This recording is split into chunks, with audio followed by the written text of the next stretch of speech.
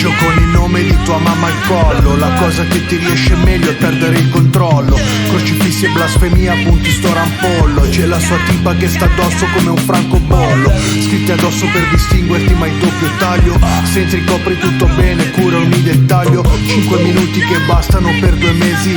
Ma frate fatti raccontare i colloqui sospesi. Realtà dell'Interland, giornate dentro al bar. Tra un campare ed una scopa al tavolo coi fra.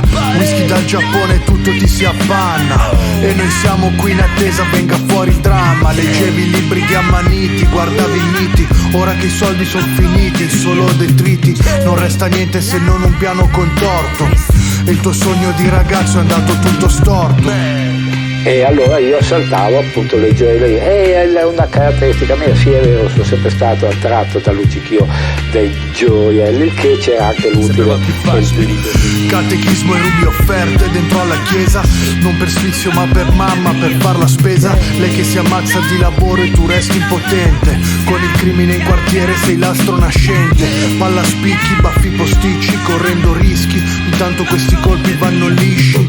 Feste di compleanno sono chance per lo scavallo. Tanto questi stronzi vanno in ferie a Monte Carlo. Sigarette che bombardano l'esofago. Mentre aspetti in auto crampi giù allo stomaco.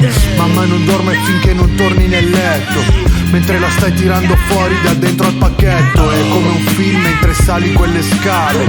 È come un film proiettato nelle sale. È come un film quando sparano fa male. È come un film mentre sei al tuo funerale.